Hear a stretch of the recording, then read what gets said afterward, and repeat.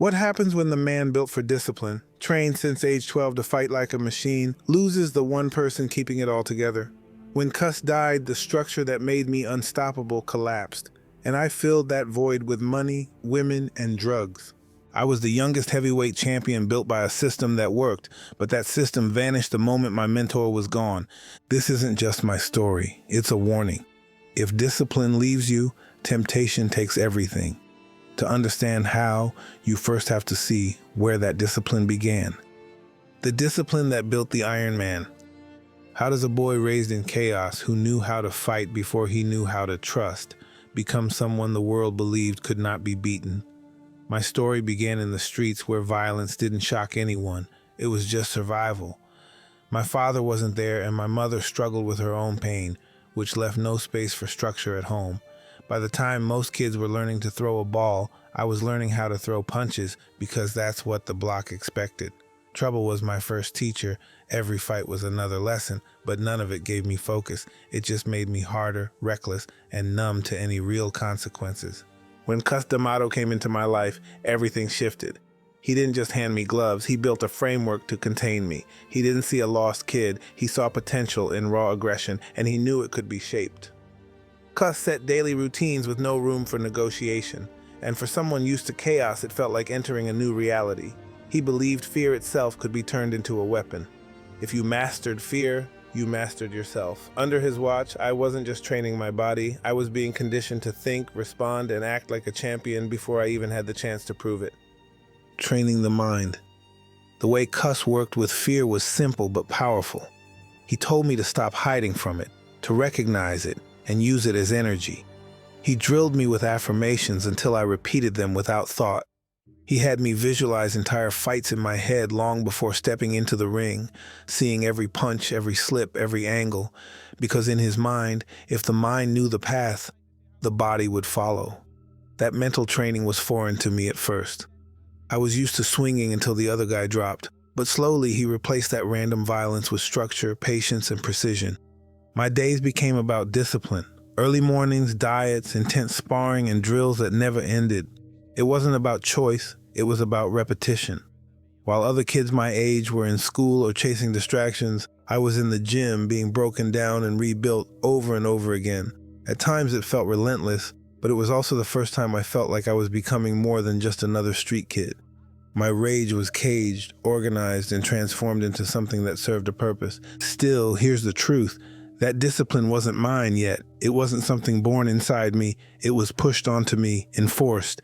Cus was the guardrail holding me up, keeping me from sliding back into the chaos I came from. He controlled every detail of my world, which meant my weaknesses never had room to show themselves.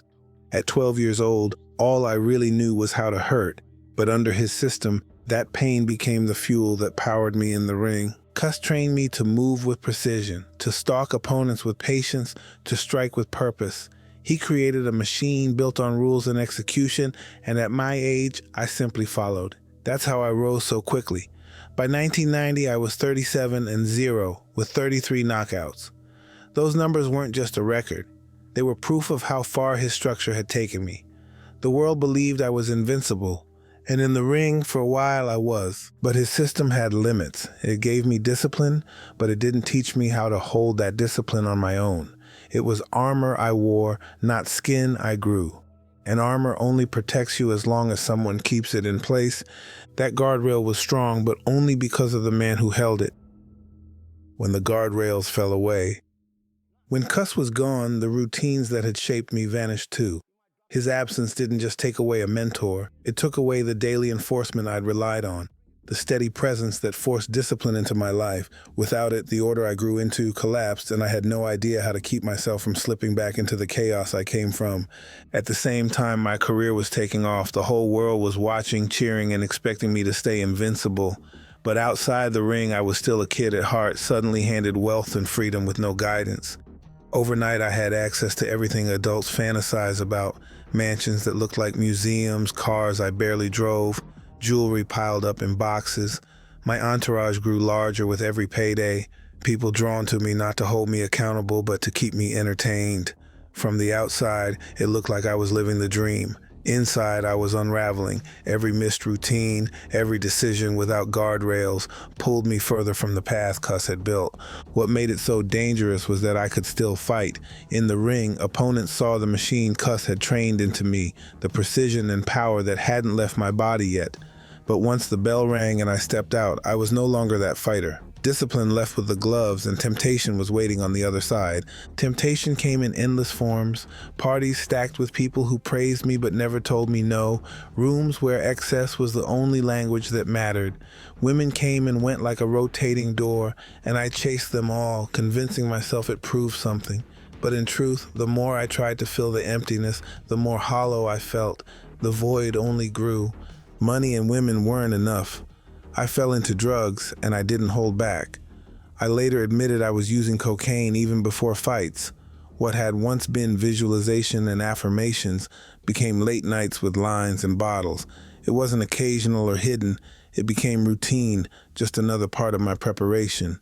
The discipline that Cus built through repetition was gone, replaced by addictions I pretended were harmless.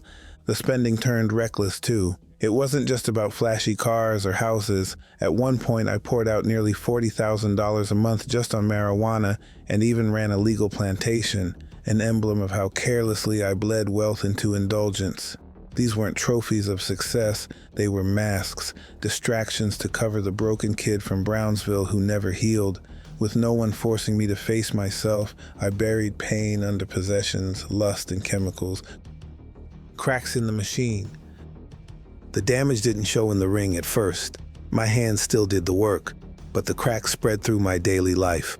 I started missing training sessions, letting outsiders whisper into decisions, surrounding myself with people who didn't care whether I stayed sharp or sank. That slow decay ate at me in private long before the public noticed. The discipline disintegrated in ways small enough to ignore, but big enough to erode everything serious beneath the surface.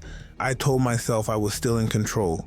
The truth was the opposite. It was collapsing from within, the foundation rotting while the world cheered the shell holding up on fight night.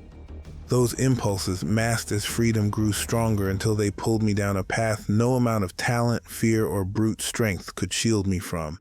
That's the thing about desire. It doesn't crash down all at once. It digs in quietly, step by step, each indulgence becoming the excuse for the next one. And before you realize it, the fall has already begun. How far can a man fall when he stops serving discipline and starts serving desire? For me, the drop was steep, and every step was a decision I talked myself into. I told myself I had earned it, that the hours in the gym and the blood in the ring gave me the right to take whatever I wanted outside of it. But desire doesn't stay still. Once you feed it, it grows, and it doesn't care what it destroys on the way. I gave in to everything. Marriages I was unprepared for, affairs I barely tried to hide, relationships driven by lust instead of loyalty. Soon, headlines weren't about my knockouts. They were about my chaos. I burned through money without thought. Mansions, cars, jewelry, and indulgences that had no measure. I even surrounded myself with extremes, pet tigers in my backyard, and at one point I even offered money to fight a gorilla just to prove nothing could intimidate me. That wasn't confidence, that was recklessness powered by fame and unchecked impulse. The more I took, the less grounded I became. Each indulgence pushed me off balance. Outwardly, I still looked unbeatable. Inwardly, the same choices were eating me alive. I was no longer defined by the structure that once delivered me to the top. I was defined by the temptations I failed to resist. And a life defined by temptation doesn't build. It erodes. It tears away at you from the inside until all that remains is destruction. That destruction bled into my anger too. Under Cus, my rage had been contained, sharpened only for the ring. Without him, it turned loose and wild, striking wherever my emotions pointed. The clearest example was the fight against Evander Holyfield. Everyone remembers that moment, but it wasn't strategy and it wasn't instinct. It was rage exploding without control. I admitted later it came from anger, not tactics, from a man giving in to impulse in front of millions. That was desire too, the urge to lash out, to unleash frustration without discipline to chain it down. The breaking point. Here's the truth I refused to admit at the time. Success without inner discipline doesn't free you, it exposes you. Fame shines a light on every hidden part of you.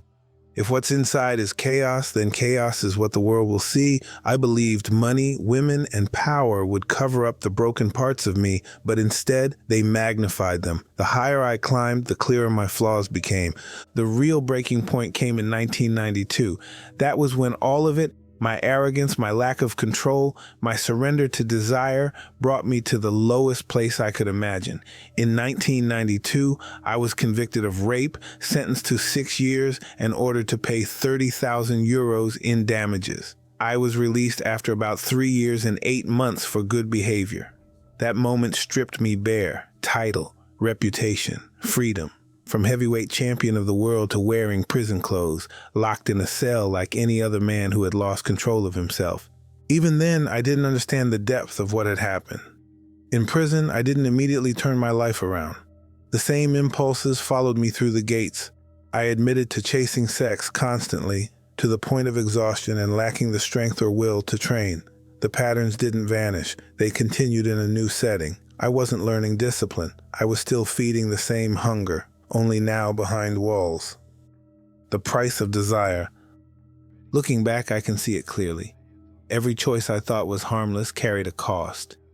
Each indulgence was a bill I would eventually have to pay.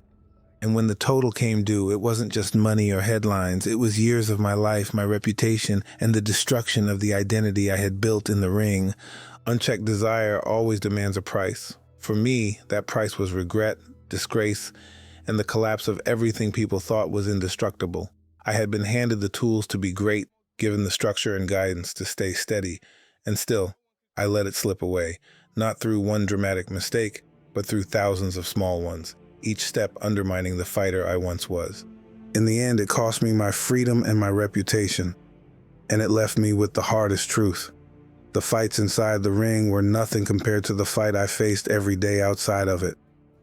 Regret has a way of teaching you what victory never can. I've said it before, my whole life feels like a regret, and that truth is what shapes the lesson. First, structure and mentorship matter. Without Cus, I was exposed. Second, discipline must become a habit you choose each day, not something enforced by someone else. Third, you need ongoing inner work. For me now, that means meditation, reflection, and facing the shadows I once ran from. What's one structure or person that kept you disciplined? Tell me below. Discipline isn't a trophy. If you don't build it inside, success will build you a prison. Here is the perfect video to build discipline.